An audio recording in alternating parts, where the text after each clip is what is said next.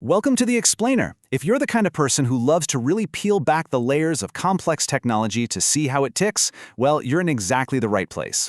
Today, we're diving into this incredibly ubiquitous microelectronic marvel that's probably sitting right above your head right now, the everyday LED bulb. We're going to take a journey from the inside out to understand exactly how this tiny, tiny piece of tech has literally revolutionized the way we light up our entire world. Let's get right into it. Now, what's really interesting about this slide is a fact that honestly shocks most people. When we think of LEDs, we think of cool, super efficient light. But if you look at the microscopic level of a high-power LED diode, about 70% of the electrical energy it uses actually turns into heat, not light. Crazy, right? But even with all that heat, LEDs are still an absolute game changer. Think about traditional incandescent bulbs for a second. They're basically just tiny space heaters that happen to glow. They only convert maybe 10 to 20% of their electrical energy into actual visible light. The rest is totally wasted. A fully engineered LED fixture, though, it completely flips the script. It converts a staggering 70 to 90% of its input energy into light. That is a massive, massive reduction in global energy waste. So, here is our roadmap for the explainer today.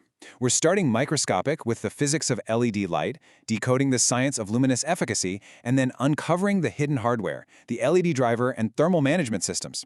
After that, we'll hit color quality, and finally, zoom all the way out to look at the global energy impact. Okay, let's dive into this. Part 1, the physics of LED light at the microscopic level. How do we actually create light without just burning a filament to a crisp? The real magic here comes down to a little process called electroluminescence. See, inside an LED, there's a tiny semiconductor wafer. When you hit that wafer with a voltage, negatively charged electrons and positively charged particles, which engineers literally just call holes, are forced to smash into each other. When they recombine, the electron basically settles down to its ground state and pops out its extra energy as a photon, a tiny particle of light. So there's no burning, it's precise, it runs cool, and the whole shebang happens entirely at the quantum level. Let's move on and see how this builds into our second topic, luminous efficacy, and decoding the science behind it. Because, creating those photons is really just half the battle. The other half is how our human eyes actually perceive them. You see, our eyes are pretty picky. Not all wavelengths of electromagnetic radiation are even visible to us.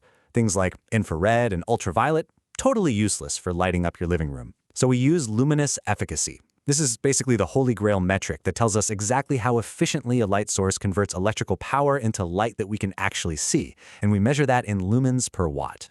And human biology plays a surprisingly huge role here. During the day, what scientists call photopic vision, the little cone cells in our eyes are super sensitive to this very specific yellowish-green hue right at 555 nanometers on the light spectrum. So, hypothetically, if you could engineer an absolutely perfect, 100% efficient light source at that exact wavelength, it would hit the theoretical maximum efficacy, 683 lumens per watt. It's kind of amazing how our biology dictates the engineering.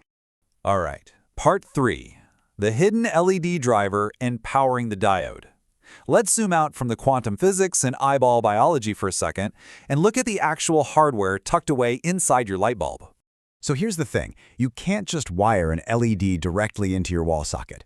The wall pumps out high-voltage alternating current, but LEDs, they are very delicate. They demand super steady, low-voltage direct current, usually somewhere between 1.5 and 5 volts.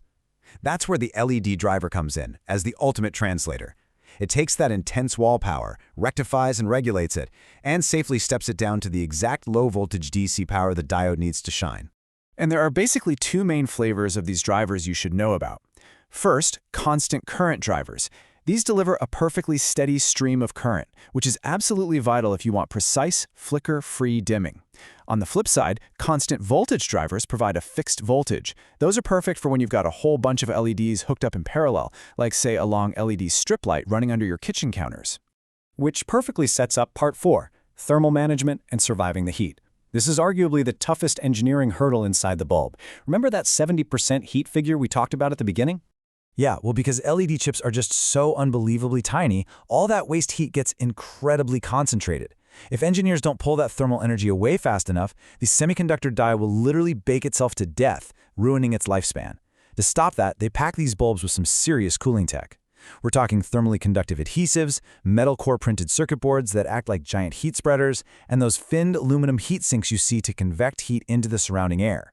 Actually, in crazy high-power industrial setups, you'll even find liquid cooling systems and vapor chambers just to keep the lights on. Moving on to Part 5, Color, Quality, and Engineering Human Vision. All this hardware doesn't just let the bulb survive its own heat, it actually lets us meticulously customize the light itself. Now, a super important term here is the Color Rendering Index, or CRI. Basically, the higher the CRI, the better the lighting quality. It's a measure of how accurately colors look under that light. Top-tier, full-spectrum LEDs are designed specifically to mimic natural sunlight, which brings out the true colors of whatever you're looking at. And that is a huge deal, whether you're trying to see the actual color of the veggies you're chopping under a cabinet light, or you're a professional photographer trying to nail a perfect shot. Lighting designers also have to design around a really fascinating biological quirk. Remember how our daytime photopic vision peaks at 555 nanometers using our cone cells? Well, when it gets dark, our vision fundamentally shifts. It's called scotopic vision. It relies on our rod cells, and it peaks at a totally different wavelength, 507 nanometers. So when engineers design, say, outdoor streetlights or parking garage lights, they actually optimize the LED's luminous efficacy for this dark-adapted scotopic vision, all just to keep us safe at night. And that brings us to Section 6, the global energy impact and scaling efficiency. So the crucial point is, what actually happens when we take this highly engineered, microscopic tech and scale it out to millions of homes and businesses? Well, looking at this table, the differences are night and day. An old-school incandescent bulb, it burns out after maybe 1,000 or 2,000 hours. But an LED, we're talking 25,000 hours easily, and often way more. Plus, LEDs are highly directional, meaning they shoot light exactly where you aim them instead of just trapping a bunch of it inside a glass fixture. All of that means a massive drop in maintenance costs, way less material winding up in landfills, and of course, slashed power bills.